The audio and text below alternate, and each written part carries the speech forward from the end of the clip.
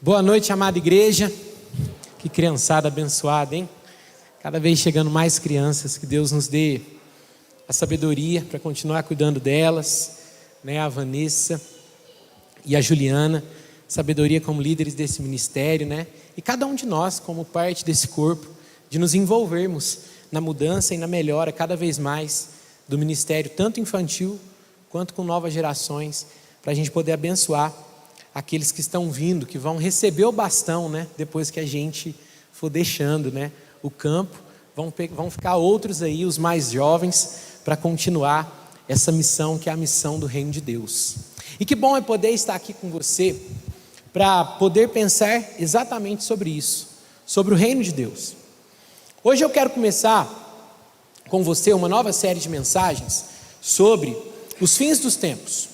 Nós vamos falar sobre o Apocalipse, não necessariamente só no livro de Apocalipse, mas nós vamos falar sobre o fim das coisas. A gente vive uma vida tão sobrecarregado com as preocupações, com os sonhos, os empreendimentos dessa vida, como que nós vamos conseguir esse sonho e como que nós vamos concretizar aquilo. E quando a gente realiza um sonho, é mais uma tarefa homérica manter aquilo que a gente conquistou.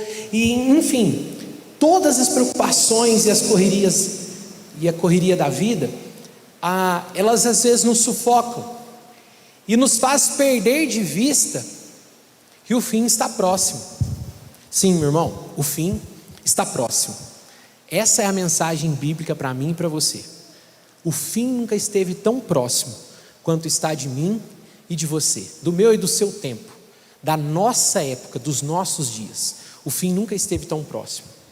E às vezes a gente não se lembra, mas aquilo que vivemos nesse mundo nos faz lembrar que essa é uma verdade. Quando nós somos, por exemplo, pegos de surpresa com uma notícia como a dessa última semana, que o grupo terrorista Hamas fez aquele ataque terrorista a Israel, e que nós vemos a maldade humana, nós vemos os conflitos, as rebeliões se estabelecendo no mundo, e vem na nossa mente, ecoa na nossa mente aquelas palavras de Jesus que dizem: e vocês ouvirão de guerras e de rumores de guerra. Ou quando, como 3 anos atrás agora, né, nós somos abalados, nós somos chacoalhados, a nossa vida vira de ponta cabeça, quando uma epidemia nos coloca trancados dentro da nossa casa. E não olhe para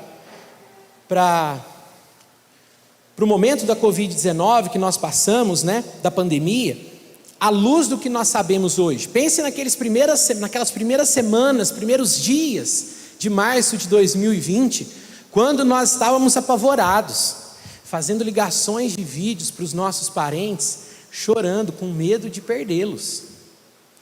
E aquilo que nós achávamos que seria uma semana ou outra em casa, nos fazendo fugir dos problemas, se tornou mais de ano.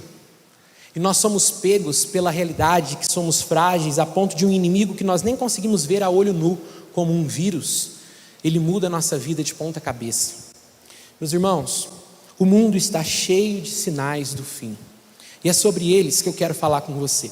Mas antes de falar diretamente sobre os sinais do fim, que a palavra de Deus nos mostra, eu quero falar um pouquinho com você sobre algumas dúvidas ou algumas inquietações que a gente tem sobre esse assunto, porque todos nós temos, né? Algumas inquietações quando o assunto é os fins dos tempos, é o Apocalipse, é o fim de tudo. E eu queria falar um pouco com você, para você entender bem qual é o meu propósito aqui. Às vezes a gente se pergunta: será que o fim está realmente próximo? Mas quando será? A gente fica inquieto para saber, mas quando? Aquela expectativa, aquela ansiedade. Mas já fazem 2000 anos que Jesus subiu aos céus, será que ainda vai acontecer mesmo? Os sinais estão acontecendo de fato? Será que os sinais que nós temos ao nosso redor são os sinais dos fins dos tempos? Quais são as reações que geralmente eu e você temos quando falamos, ou que as pessoas têm quando falamos sobre os fins dos tempos, sobre o Apocalipse, o fim do mundo? Muitos ficam apavorados. Apavorados por quê? Porque o próprio livro de Apocalipse é um livro cheio de figuras de linguagem, então é difícil de entender. Você vai lá no livro, vai ler o livro de Apocalipse e lê uma besta que surge do mar. E tinham 7 chifres e 7 cabeças. E você vê falando, e eles colocaram uma marca. E essa marca, e aí você fica, e o anticristo? E você ouve aquelas coisas, ou melhor, você lê aquelas coisas, você fica apavorado. Você fica com medo do que pode acontecer e daquilo que pode vir sobre nós. A marca da besta, os flagelos sendo derramados sobre a terra. Mas quando o livro de Apocalipse é bem entendido, ele tem uma mensagem muito clara: trazer confiança e paz de que Jesus já venceu. E é por isso que eu e você precisamos falar sobre o fim dos tempos. E outros assuntos que também nos deixam apavorados, né? O arrebatamento. É interessante que eu lembro no começo da pandemia, às vezes os mais jovens gostam muito de assistir séries, né? E tem algumas séries que são séries de apocalipse, né? E aí você tem aquelas cenas, se você já assistiu um filme mais antigo do Will Smith, chama Eu Sou a Lenda, mostra uma cidade deserta. E aí eu lembro que uma das imagens que mais me marcou no começo da pandemia foi em janeiro de 2020, não tinha fechado aqui ainda, aqui fechou só em março, mas eu vi uma foto, eu vi uma reportagem da Itália, e aí mostrou Milão, uma das cidades mais turísticas da Itália, totalmente fechada, totalmente vazia. Eu me lembrei rapidamente de uma série que eu tinha assistido, vendo aquela cidade deserta. Então essas coisas vão se somando e a gente vai sendo tomado pelo medo, pelo pavor, vai juntando uma coisa aqui. Outra coisa que atrapalha muito e que alimenta o nosso medo de falar sobre o fim dos tempos são as mentiras, né? As fake news. Existe muita coisa enganosa a respeito disso, principalmente na internet. Meus irmãos, muito cuidado com o tal dos vídeos de internet. Tem muita gente ali que está falando do que não sabe, do que nunca estudou, mas está ali só para conseguir engajamento e ganhar dinheiro pelo YouTube. Muito cuidado com aprender a palavra de Deus pelas redes sociais, pela internet. Tem muita gente falando o que não sabe. E esse medo vem porque muitas vezes a gente não conhece as promessas de Deus, as promessas da palavra de Deus. A Bíblia fala sobre os fins dos tempos e fala com um propósito muito claro: nos trazer confiança. Ela fala tudo o que vai acontecer no fim? Não. Tem muitas coisas que a gente fica sem entender como que vai acontecer, porque a Bíblia não nos traz. Mas tudo que ela traz é suficiente para trazer confiança e paz para o meu e para o seu coração. Então o nosso intuito aqui, o meu intuito aqui é trazer para você orientação, sabedoria e esperança da palavra de Deus, a respeito do quando as últimas coisas vão acontecer, o quando também toma o nosso coração. Todos nós já ouvimos a famosa frase de que não se pode marcar a volta de Jesus, não é verdade? Não se pode colocar uma data para a volta de Jesus. Mas a gente, em momentos assim da vida, se pergunta: quando vai acontecer? Por exemplo, quando nós somos tomados pela indignação de uma injustiça, de uma maldade, de um mal sendo feito, a gente diz: Senhor, até quando? Quando será que o Senhor vai voltar? Quando será que o Senhor vai acabar com tudo isso logo? Ou quando nós estamos num momento de extrema alegria e entrega na presença do Senhor, que a gente fala: Senhor, eu quero viver isso aqui para sempre no céu, eu quero ir logo para a Tua presença, o morrer para mim é lucro, como disse Paulo, né? Então, nós somos tomados por esse quando vai acontecer. E deixa eu te dizer uma coisa: o meu propósito nessa série, talvez até frustrando um pouquinho você, não é falar sobre uma ordem cronológica dos acontecimentos do Apocalipse e do fim dos tempos. Existem muitas posições escatológicas. Tem um momento em Apocalipse que chama a Grande Tribulação.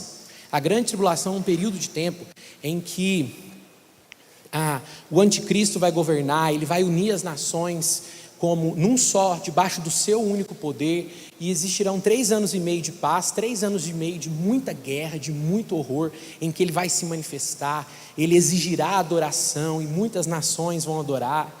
É um tema bem complexo e existem muitas posições teológicas sobre essa questão da grande tribulação. A igreja vai passar por ela? Não vai passar por ela? Meu propósito não é entrar nesse ponto. Embora seja legal, a gente pode estudar um dia, e importante, né? Não só legal, mas importante, a gente pode estudar um dia numa EBD, Mas esse não é o meu propósito aqui. Seria muita coisa para a gente ver nos períodos dessa série de mensagens.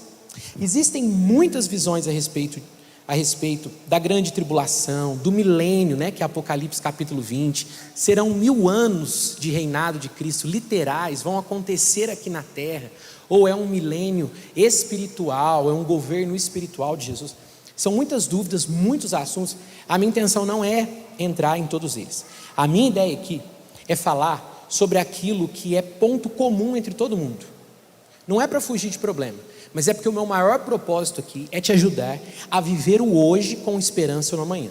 É por isso que o título dessa série é Peregrinos, com os pés na história e o coração na eternidade. Eu quero te ajudar a resgatar a ideia, resgatar a verdade bíblica, que se um dia você entregou a vida para Jesus, você não é desse mundo. E se você está muito acomodado com esse mundo, obrigado, meu irmão. Se você está muito acomodado com esse mundo, talvez você tenha perdido a sua consciência de peregrino. E eu preciso te ajudar a resgatá-la. Como pastor e pela palavra de Deus que está a todo tempo tentando a mesma coisa. Resgatar a nossa consciência de que estamos aqui, mas não somos daqui. Nós estamos vivendo nesse período, mas almejamos um momento posterior. Nós estamos passando por esses dias, mas pertencemos à eternidade. Então o meu propósito é te ajudar a viver hoje com esperança nas promessas futuras. Então eu vou falar sobre o ponto de consenso. Perceba essa linha do tempo que é comum a toda posição teológica sobre escatologia. O que é escatologia para você que não sabe? Escatos é a palavra em grego para final. Logia é a palavra para estudo, para conhecimento. Então, estudo do fim, estudo do fim das coisas. A posição, aquilo que é comum a qualquer posição escatológica, que todo mundo concorda que está na Bíblia e vai acontecer desse jeito, é o seguinte: Jesus veio a primeira vez na terra, morreu pelos nossos pecados e subiu aos céus. Os anjos viram, para os discípulos que olhavam Jesus subir, e diz assim: varões galileus, por que vocês olham para o céu? Da mesma forma como o viram subir, o verão descer. Então há uma promessa pela boca dos anjos da volta de Jesus, não só da boca dos anjos, todo o Antigo Testamento, o próprio Senhor Jesus, mas naquele momento final da volta de Jesus. Então, primeira vinda de Jesus, ascensão aos céus, período da igreja, que é o período que eu e você estamos. Esse período em que o Espírito Santo está trabalhando para nos convencer do pecado, da justiça e do juízo. O próximo evento, a volta de Jesus. Quando Jesus voltar para trazer o juízo final, que é em Apocalipse, que em Apocalipse é descrito como o juízo do grande trono branco, em que os maus receberão aquilo que eles merecem e os filhos de Deus receberão aquilo que eles merecem. E o último, novos céus e nova terra. Primeira vinda de Jesus, ascensão, tempo da igreja, volta de Jesus, juízo final, novos céus e nova terra. Ficou fácil ou ficou difícil? Vamos de novo? Primeira vinda de Jesus, ascensão, período da igreja, volta de Jesus, juízo final, novos céus e nova terra. É isso. Esse que é o ponto de consenso, onde, como eu disse, é o que está na palavra de Deus, que nenhum teólogo discorda, que nenhuma vertente discorda, porque está muito claro o que vai acontecer. E aí no meio disso tem muita coisa. Isso aqui é só um resumo básico, assim, aquilo que vai acontecer numa linha cronológica bem rápido. Eu quero falar com você sobre esse período que nós vivemos, sobre os últimos dias. Esse período da igreja é um período que Jesus chamou de os últimos dias. Desde que ele esteve na terra, 2000 anos atrás, ele já chama esse momento de os últimos dias. Mas pastor, 2000 anos atrás não pode ser últimos, Os últimos tem que ser quando está no finalzinho. Mas Jesus chamou o período em que ele voltou aos céus até a sua volta de os últimos dias. E eu quero falar com você exatamente sobre esse tempo, lendo com você um dos textos. Hoje eu me coloco diante de você, diante de uns textos mais difíceis da palavra de Deus, que é o sermão escatológico de Jesus, a pregação escatológica de Jesus em Lucas capítulo 21. Abre comigo aí a sua Bíblia, Lucas capítulo 21.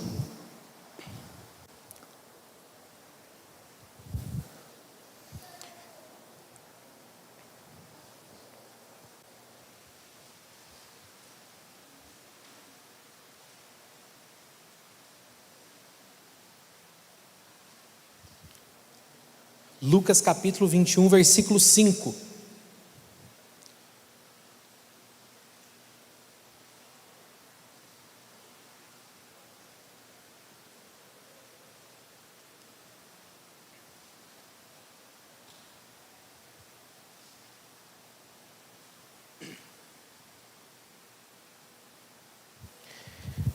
Lucas capítulo 21, versículo 5.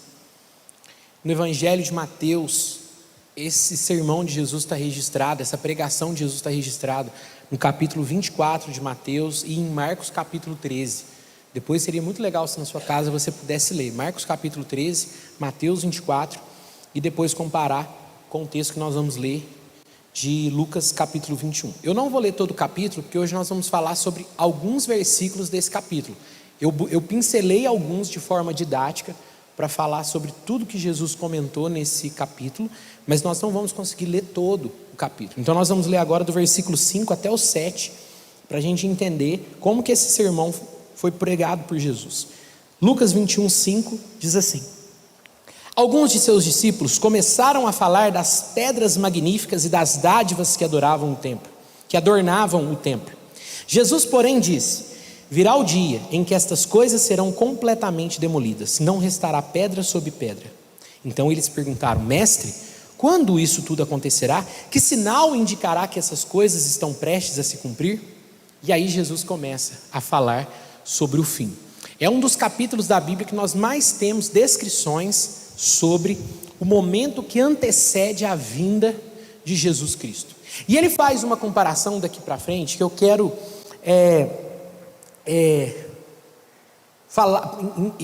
estudar todo esse capítulo a partir dessa expressão. Jesus fala, ou Jesus chama esses últimos dias de o princípio das dores. É uma expressão muito legal que ele usa nesse capítulo. Por que o princípio das dores? Ele está fazendo uma comparação com uma mulher que está prestes a ganhar o neném, que está prestes a ganhar o neném, e as dores de parto dela começam a aumentar, e o espaço entre as contrações começam a diminuir. Então vai ficando mais intenso, vai ficando mais perceptível e vai ficando mais claro que o momento está chegando. Então Jesus está dizendo que o quê? Ninguém pode colocar a data do retorno dele. Ele mesmo, quando perguntado por seus discípulos, ele disse assim: ninguém sabe o dia nem a hora, a não ser o Pai que está no céu. Jesus mesmo diz: ninguém sabe o dia nem a hora. O Filho do Homem virá como um ladrão, como um relâmpago que sai do Oriente e se põe no Ocidente, assim será a vinda do Filho do Homem. Então Jesus não está colocando uma data, mas Jesus está mostrando que as características do que vai anteceder a sua volta podem ser percebidas por mim e por você. E aí que entra o momento, ou a parte mais importante para mim e para você nessa noite. Entendermos se esses sinais estão diante de nós e se as dores de parto estão aumentando, para que eu e você vivamos com a consciência de peregrinos, para que eu e você vivamos com a consciência de que não somos deste mundo e talvez estejamos muito apegados às coisas daqui. 5 sinais de que a volta de Jesus está próxima. A primeira delas, engano religioso. Versículo 28, lê o versículo 28 comigo. Diz assim: portanto, quando todas essas coisas começarem a acontecer, perdão meus irmãos, versículo 8, só escrevi errado aqui, capítulo 21, versículo 8, ele respondeu: não deixem que ninguém os engane, pois muitos virão em meu nome, dizendo: eu sou o Cristo, e afirmando: chegou a hora, não acreditem neles. Olha que interessante, Jesus começa o seu sermão, a sua pregação dizendo: vai ter muita gente tentando enganar vocês. Como? Primeiro, afirmando que é Ele mesmo.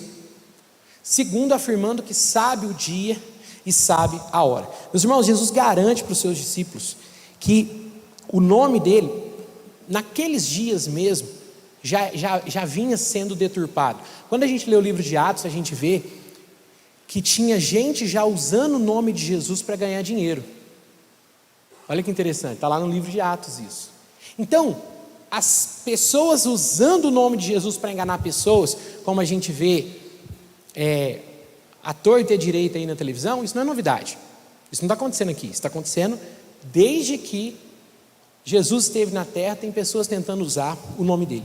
Mas o que Jesus está dizendo é, cuidado, isso vai aumentar. Isso vai ser cada vez mais comum. Pessoas dizendo ou afirmando que sabem, que têm um conhecimento diferente do que está nas Escrituras e por isso vocês devem me seguir. Você sabe que nós vivemos num tempo em que nunca houve tantas seitas e heresias como há no nosso tempo? O que é uma seita? O que é uma heresia? É alguém que diz ter um conhecimento diferente do que a palavra de Deus diz, diferente do que a palavra de Deus revela, e por ter esse conhecimento diferente, às vezes uma revelação, por isso que nós como batistas não acreditamos em revelação. Recebi uma revelação de Deus, Deus falou isso ou aquilo para mim. Nós não acreditamos por quê? Porque a revelação de Deus, Ele mesmo colocou, disse que está na sua palavra. Ela não acontece à torta e direito. O Senhor me revelou uma palavra. Não, o Senhor te iluminou para que você entendesse a palavra. Mas Ele não te revelou alguma coisa nova. Revelar é quando alguma coisa nova é entregue. Seitas têm surgido de 200, 300 anos para cá, mais do que em toda a história do cristianismo. Por exemplo, o Evangelho segundo Allan Kardec. É uma mistura de espiritismo e encarnação com o Evangelho de Jesus. A Bíblia nunca ensinou isso. É simples de perceber. Isso tudo já estava dito por Jesus. É uma mistura de... É um olhar para os evangelhos de Jesus segundo o espiritismo e a reencarnação de Allan Kardec. Jesus nunca disse isso. A Bíblia nunca ensinou sobre reencarnação. Hebreus 9, 27 diz assim: aos homens está ordenado morrer uma só vez, vindo depois disso o juízo. Está lá. Mas as pessoas conseguem deixar de lado os versículos que atrapalham as suas visões e pegar aqueles que mais lhe agradam. É por conta dessas pessoas que a palavra de Deus é usada para enganar, é usada para o mal, é usada para tirar pessoas do caminho. Multiplicaria o número de falsos cristos, de pessoas dizendo que eram os cristos. Nós temos uma imagem até cômica, mas é real. Veja que como tem pessoas hoje dispostas a fazer isso. Todo mundo aqui já deve ter visto alguma imagem do Henrique Cristo, que é um brasileiro aí que diz que é Jesus, que é o Filho de Deus. Aí ele olha para o céu e fala, meu Pai, como se ele estivesse falando com o Senhor. Se você procurar na internet, no Wikipédia, aparece assim, Henrique Cristo, astrólogo e charlatão brasileiro. Mas deixa eu te dizer uma coisa, tem muita gente que segue esse cara. Muita gente que segue esse cara. Parece brincadeira, mas não é. Tem muita gente que segue esse cara. Muita. Tem muita gente que segue várias seitas e heresias que tem enganado pessoas a respeito de quem é o Cristo. Então ele diz, meus irmãos, prestem atenção, como vocês vão saber que o fim está próximo? Porque a minha pessoa, o ensino sobre mim mesmo, sobre Jesus, tem sido deturpado. O quanto você conhece sobre Jesus Cristo? O quanto você conhece realmente sobre Jesus? Mas eu tive uma experiência, eu senti isso no coração aquele dia, benção. O Senhor pode ter feito isso mesmo na sua vida. Mas o que eu estou te perguntando é, o quanto você conhece de Jesus na palavra de Deus? O quanto você conhece do Jesus que se revelou? Sentir, um monte de gente está sentindo um monte de coisa e está sentindo um monte de coisa errada. Eu quero saber o quanto você conhece da palavra de Deus, da palavra que Ele entregou. Ele falou de si mesmo. Você não precisa sair procurando a respeito de Jesus. Ele falou de si mesmo. O quanto você conhece dele. O quanto você tem crescido no conhecimento de Cristo Jesus. Jesus mesmo disse, vocês erram por não conhecerem as Escrituras. Vocês erram por não conhecerem as Escrituras. Diz para os discípulos. Porque os discípulos não conheciam a palavra de Deus e por isso eles não sabiam discernir o certo do errado sobre a própria pessoa de Jesus. A segunda característica do fim, a primeira engano religioso, a segunda, guerras e rebeliões. Veja o versículo 9. E quando ouvirem falar de guerras e rebeliões, talvez na sua Bíblia esteja rumores de guerra, não entrem em pânico. Sim, é necessário que essas coisas aconteçam primeiro, mas ainda não será o fim. Nesse período da história aqui, meus irmãos, Israel vivia debaixo do Império Romano. O Império Romano subjugava Israel, né? Por isso que Jesus é levado a Pilatos, né? E Jesus só é crucificado depois da palavra de Pilatos, né? Herodes, nem os fariseus e saduceus podiam tomar a decisão final de crucificar Jesus. E o Império Romano, ele tinha uma estratégia que era a seguinte: ele precisava conter as rebeliões dentro do império dele. Então ele criou um negócio que chamava Pax Romana. O que é a Pax Romana? A Pax de paz, né? A paz romana era um país que é subjugado por Roma, não será atacado por outro país. O Império Romano não deixará um outro país atacar aquele que foi subjugado, e dentro daquele país não pode ter rebelião. Por quê? Porque senão eles não iam conseguir controlar o império. O império era gigante, tinha parte na África, na Ásia e na Europa. Não tinha como eles controlarem tudo isso. E aí, na própria região de Israel, é uma região que eles nunca conseguiram viver isso. Na Palestina, né, no Oriente Médio ali. Eles nunca conseguiram viver essa Pax Romana. Sempre haviam tumultos e rebeliões. Mas não só lá. O Império Romano caiu porque as rebeliões dos países que estavam fora do Império começaram a atacar o Império e foram até destruir todo o Império. Embora fosse uma potência de guerra, um Império... até hoje, quando a gente estuda, né, a gente vê a grandeza, as estratégias de guerra, mas não conseguiram manter. O ser humano, ele vive nesse tom de guerra desde aquela época, mas só que tem piorado. À medida que o tempo passa, nós conseguimos ver que as dores de parto estão se intensificando também nas guerras e nos rumores de guerra. Você sabia que hoje no mundo, está certo que antigamente nós não tínhamos como ter estatísticas, mas pela história que nós temos, hoje nós temos mais registros de guerra do que em todo o período da história? Guerras acontecendo. A fome é um dos momentos mais críticos da fome em todo o mundo. Você sabia que nós não passamos no nosso mundo um dia sem guerra em um ano? Sem ter uma guerra, sem ter uma rebelião? Talvez você diga assim: pastor, mas nós somos abençoados, porque nós estamos no Brasil não tem guerra, no Brasil não tem vulcão, no Brasil não tem terremoto, no Brasil não tem guerra, o Brasil é perfeito. Meus irmãos, o tráfico de drogas no nosso país mata como se fosse uma guerra. O armamento dos bandidos do nosso país são armamentos de guerra. Os nossos policiais, quando eles colocam a cara a tapa pelas famílias deles e pelas nossas famílias, eles estão arriscando a vida numa guerra. O mundo vive em constante guerra e rebelião. Veja o Brasil. O Brasil é um país dividido. O Brasil é um país que, você olha para ele, ele é polvoroso. Mas não só a nossa nação, o mundo é assim. E as guerras e os rumores de guerra estão se intensificando. Versículo 11. Versículo 11 diz assim: haverá grandes terremotos, fome, peste em vários lugares e acontecimentos terríveis e grandes sinais no céu. Tragédias mundiais, a terceira marca do fim. A primeira, engano religioso. A segunda, guerras e rebeliões. A terceira, tragédias mundiais, vulcões, tsunamis, furacões. Isso tudo tem aumentado no nosso tempo. Nos registros que nós temos de cerca de 150 anos, 180 anos para cá, o aumento dos furacões, ele é decorrente da mudança climática do nosso mundo. O aumento constante em vários lugares do mundo. Então, quando a gente olha para aquilo que Jesus estava falando, nós não conseguimos ver isso aqui de algumas formas assim: você precisa forçar para ver alguma coisa. A gente está vendo isso a todo tempo. É só você ligar o noticiário da sua TV. Quando ele fala ali, no mesmo versículo 11, fome, peste em vários lugares. Como eu disse, a fome, ela nunca ocupou um ranking tão alto no nosso mundo como ocupa hoje.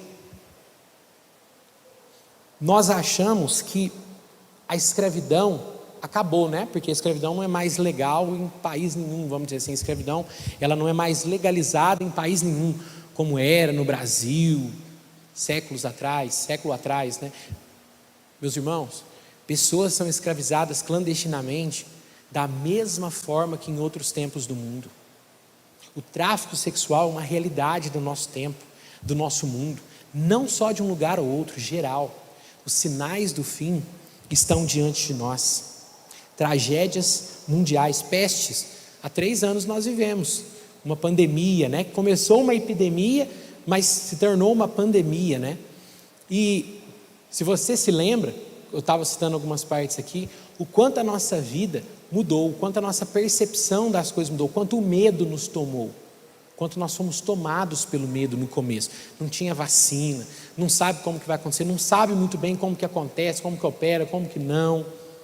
No começo morria pouca gente, mas depois foi alastrando e pessoas foram morrendo, mais pessoas foram morrendo. E aquilo tudo mexeu demais com a gente. O nosso mundo vive os sinais do fim. Quarto sinal que a volta de Jesus está próxima: perseguição religiosa. Versículo 12: antes de tudo isso, porém, haverá um tempo de perseguição. Vocês serão arrastados para sinagogas e prisões. Por minha causa serão julgados diante de reis e diante de governadores. Essa palavra ela foi diretamente para os discípulos. Os discípulos foram perseguidos, foram presos, foram açoitados por conta do nome de Jesus. E eles sabiam, eles viveram na pele isso aqui que Jesus falou. Num curto período de tempo eles já estavam vivendo tudo isso aqui. Mas hoje em dia nós também enfrentamos essa perseguição. Claro que nós não enfrentamos uma perseguição física, mas nós enfrentamos uma perseguição, por exemplo, na nossa família. Quando talvez você entrega a sua vida a Jesus e se posiciona, às vezes você é maltratado na sua família, você é mal visto na sua família, ou no seu trabalho, entre os seus amigos. Você sofre algum tipo de perseguição porque você afirma crer em Jesus como seu único e suficiente Salvador. Mas fora daqui, há lugares do mundo que as pessoas têm as suas vidas ceifadas por entregarem a sua vida a Jesus. Fora daqui, pessoas estão morrendo porque elas confessaram Cristo como seu único e suficiente Salvador. Lembra que Jesus diz: todos os odiarão por minha causa. Jesus não usou essa palavra aleatoriamente, odiarão. Quando nós entregamos a nossa vida a Jesus e vivemos o Evangelho de Jesus no nosso dia a dia, nós incomodamos, porque a igreja vai na contramão do mundo. Eu não estou falando aqui negócio de você tem uma luz diferente, você tem um brilho diferente. Não estou entrando no mérito disso, não. Estou só dizendo que eu não estou falando disso. Eu estou falando quando você tem uma vida moral, quando você busca ter um casamento, quando você busca administrar os seus negócios, quando você busca resolver os seus problemas, quando você busca viver com um referencial, que é Cristo Jesus, o mundo vai te odiar. O mundo te odiará. Se o teu referencial, se o teu mestre, a quem você tem seguido como discípulo é Jesus, isso é uma realidade. Jesus já tinha deixado isso claro lá atrás e continua sendo uma realidade hoje. Na verdade, piorando, por ser um sinal do fim. Quinto e último sinal de que o fim está próximo: uma angústia inigualável. No sermão de Jesus, quando ele estava falando sobre a grande tribulação, num momento específico aqui, ele fala que uma angústia dominará o coração da humanidade. Angústia que é a ausência de esperança. Você vai olhar para o mundo, para a vida, para o futuro e não vai ver esperança. Não vai ter o que se apegar, não vai ter aquilo que vai te fazer sonhar, não vai ter aquilo que vai te trazer amanhã. Tamanha a desordem que o mundo vai estar, o caos que o mundo está. Em partes, a gente já consegue perceber isso, né? Mas a gente ainda não sente tão forte isso num sentido global, num sentido mundial. A grande tribulação vai ser um momento em que isso vai ser experimentado mundialmente. Uma angústia no coração, um medo, uma insegurança, medo pelo futuro, que não se sabe, que não se tem nada a respeito disso, a respeito desse dia. Mas o que eu queria com você, com todos esses sinais, não é te trazer desânimo, é te trazer uma realidade. O mundo caminha para o fim. E o fim, ele pode não acontecer daqui um mês, ele pode não acontecer daqui 5 anos, mas ele pode acontecer essa noite.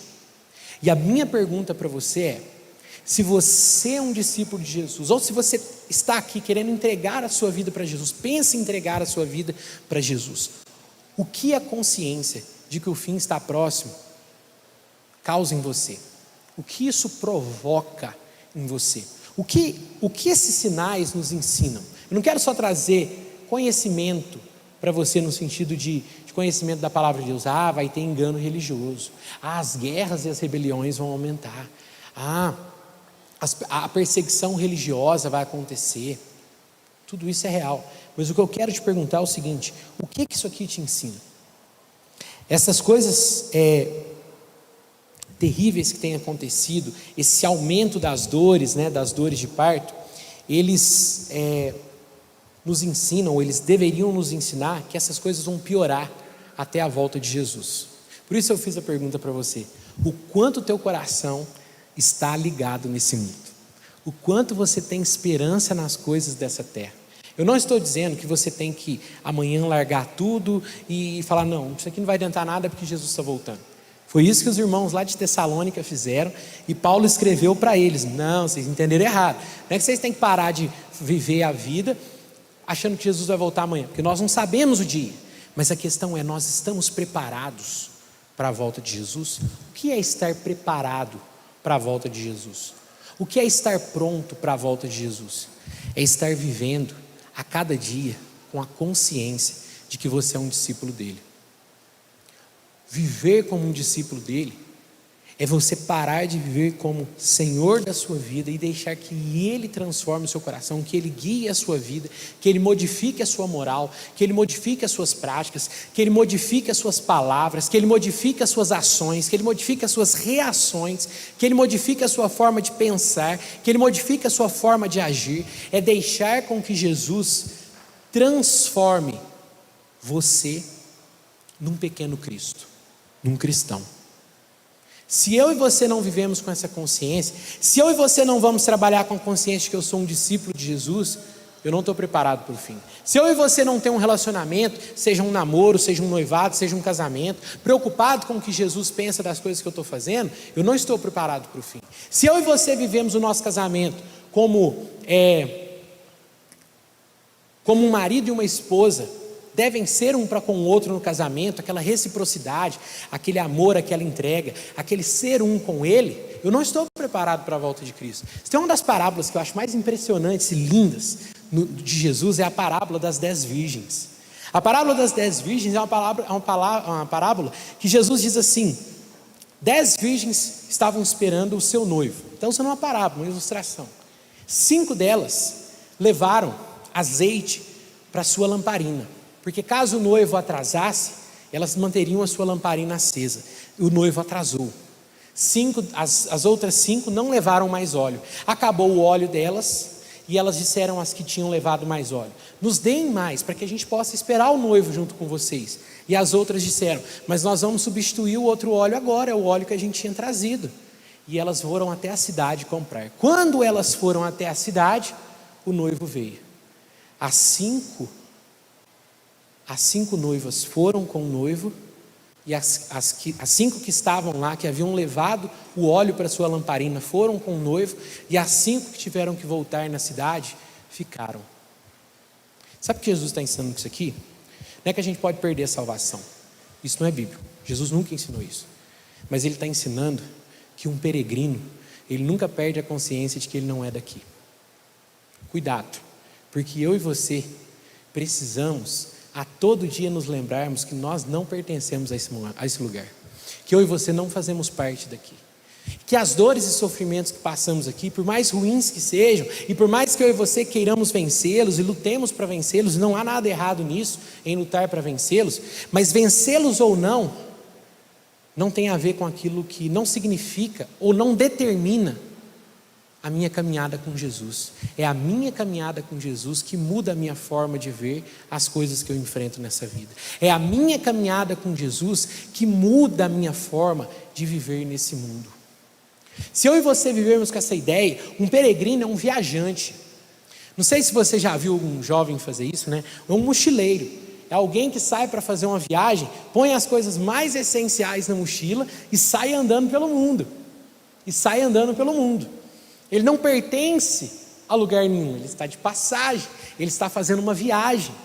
Eu e você somos alertados por Jesus, não só na parábola das 10 virgens, não só no sermão escatológico de Mateus 24, de Lucas 21, perdão, de Mateus 24 também. Nós somos alertados não só a sabermos que o fim está próximo, mas diante do fim, mudarmos a nossa atitude em vida. E eu e você muitas vezes nos esquecemos. Às vezes é difícil a gente encontrar tempo para servir no ministério da igreja, para levar o evangelho para uma pessoa, para fazer uma visita, porque a gente está muito atolado nos nossos afazeres, nos nossos compromissos. E por compromisso, aqui eu não estou dizendo só trabalho, estou dizendo a nossa vida. Eu estou muito preocupado comigo mesmo. Não há muitas vezes espaço para outras coisas na nossa agenda, porque nós não queremos dar espaço. Mas o que a gente fala? Não tem tempo. Eu não tenho tempo. Não, eu não tenho recursos. Não, eu não tenho. Mas se eu avaliar o meu coração, eu vejo que é aquilo que está mostrando a prioridade que está nele. Talvez a minha lamparina esteja com o óleo acabando e eu não esteja com mais óleo preparado. Cuidado. Talvez, e isso quem pode dizer é somente o seu coração com Jesus, o esfriamento que você vive não seja só um esfriamento. Talvez ele indique que mesmo você tendo passado tanto tempo na igreja, que talvez você ainda não tenha entregado sua vida para Jesus de verdade. Eu não estou aqui fazendo julgamento sobre ninguém. Eu estou dizendo que é você com o Senhor que tem que ver. Porque o peregrino, ele é aquele que ele tem a consciência do seguinte: ele passa por lutas, ele passa por dificuldades, ele passa por desânimos espirituais, mas ele sabe que ele não pertence a isso aqui, ele sabe que ele não faz parte disso aqui. Nós vamos chegar lá, vamos caminhando. Meus irmãos, como então, o que a gente deve fazer diante dessas coisas? O que? Qual é a minha atitude? Qual deve ser a minha postura? Eu aprendi tudo isso, e o que eu devo fazer então? Aguarde com expectativa. Nós não precisamos ter medo do fim dos tempos. O cristão não precisa ter medo do fim. Aquele que já entregou a sua vida para Jesus não precisa ter medo do fim. A palavra de Deus diz que não haverá um julgamento para avaliar as tuas obras. Se fosse assim, nós todos já estaríamos condenados. O julgamento que haverá é para mostrar àqueles que creram em Jesus e que não creram em Jesus. Quem creu em Jesus receberá a coroa de glória. Quem não creu, está condenado. O cristão, aquele que entregou a sua vida para Jesus, não deve temer o fim, mas ele deve aguardar com expectativa. Eu quero que o meu Senhor volte. Como cristão, anseie no teu coração: Maranata, vem Senhor Jesus, vem Senhor, volta logo.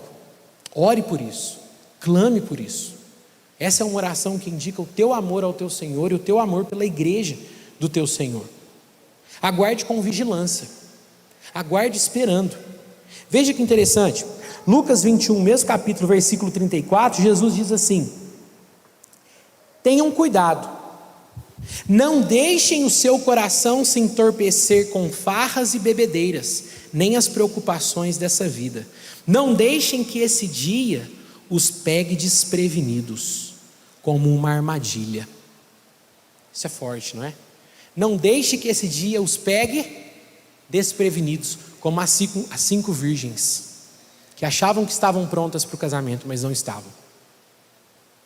Como aqueles que achavam que tinham uma vida com Jesus, mas talvez nunca tiveram. Não deixe que esse dia seja um dia em que sejamos pegos desprevenidos.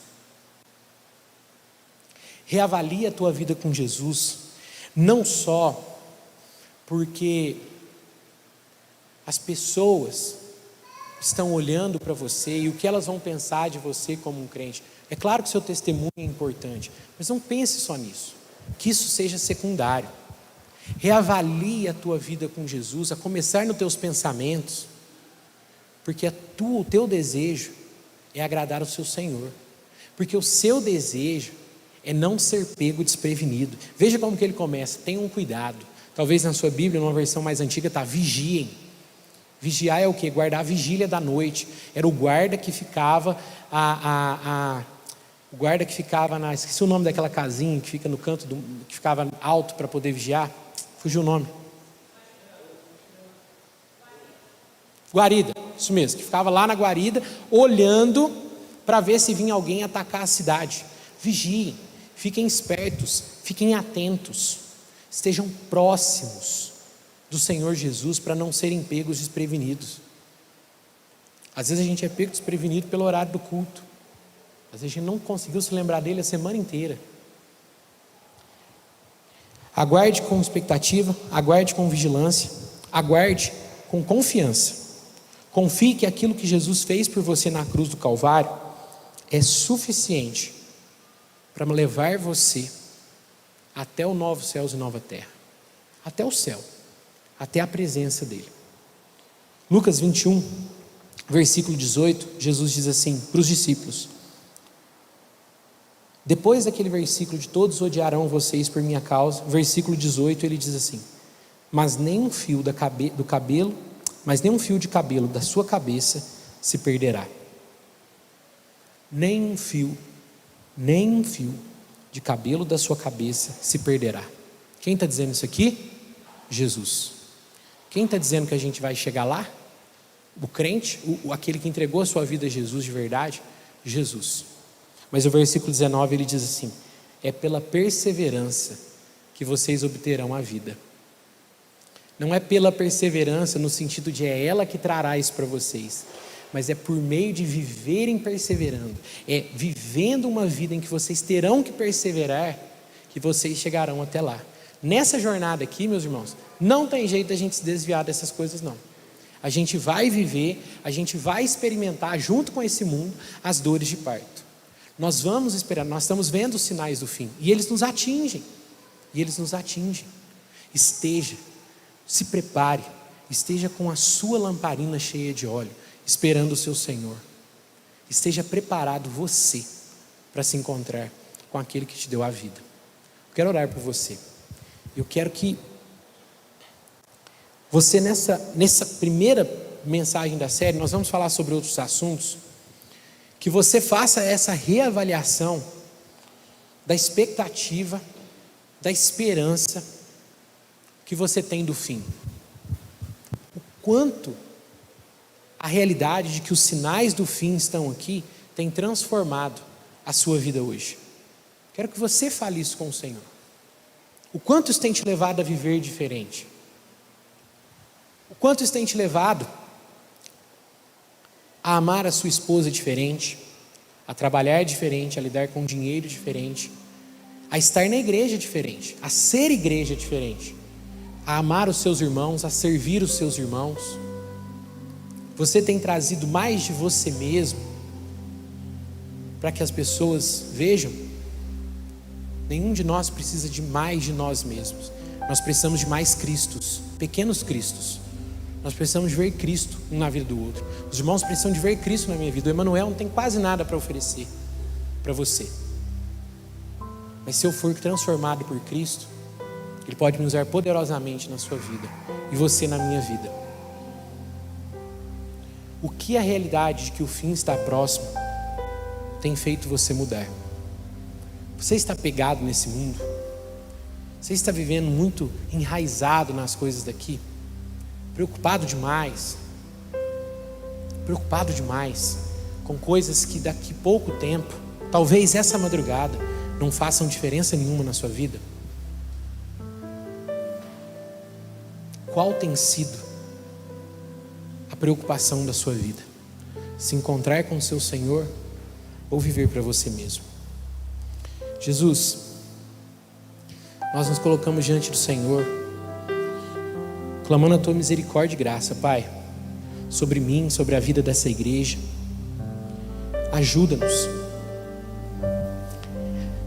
Ajuda-nos a trilharmos um caminho, a nos colocarmos numa direção em que caminho é o caminho do peregrino. O caminho é o caminho do viajante, do mochileiro, daquele que está de passagem. Eu peço por mim, pelo meu coração, não me deixe amar demais esse mundo. Não me deixe amar demais as coisas desse mundo, o tempo que eu tenho nesse mundo. Ajuda-me, Senhor, a amar o céu. Me ajude a ansiar pela eternidade. Ajude os meus irmãos. Ajuda-nos, Senhor, a não nos distrairmos com as preocupações dessa vida, com os nossos prazeres, mas ajuda-nos a olhar para o Senhor e vivermos aguardando a Tua volta, e vivemos conscientes de que logo o Senhor estará aí. Maranata, a hora vem, Senhor Jesus. E que quando o Senhor voltar, eu e os meus irmãos estejamos com as nossas lamparinas acesas, que nós estejamos preparados, vigiando, alertas, que nós estejamos conduzindo a nossa vida, os nossos relacionamentos, que nós estejamos conduzindo os nossos negócios, as nossas expectativas, o nosso tempo com o Senhor, o nosso serviço ao Senhor, que tudo isso demonstre que as nossas lamparinas estão acesas e te aguardando e te esperando. Não nos deixe ser enganados pelo nosso próprio coração, que nos faz amar demais esse mundo, porque como o Senhor mesmo disse, quem ama o mundo, o amor do Pai não está nele. Que eu, Pai, esses meus irmãos aqui, não amemos esse mundo, mas amemos ao Senhor. Mas amemos ao Senhor. Faz isso no coração, no meu coração, a começar por mim, e no coração da nossa igreja, no coração dessa igreja. Ajuda-nos a amar ao Senhor. Essa é a minha oração em nome de Cristo. Amém, Senhor. Amém. Amém, meu irmão, minha irmã. Que Deus te abençoe. Semana que vem nós vamos falar sobre a eternidade. Venha para nós vermos aquilo que a Bíblia fala sobre a eternidade, aquilo que nós viveremos, aquilo que nós experimentaremos. E antes de encerrar o nosso culto aqui, o nosso tempo, eu quero chamar a Thaisa. Vem aqui, Thaisa. Thaisa vai conduzir um momento muito especial aqui.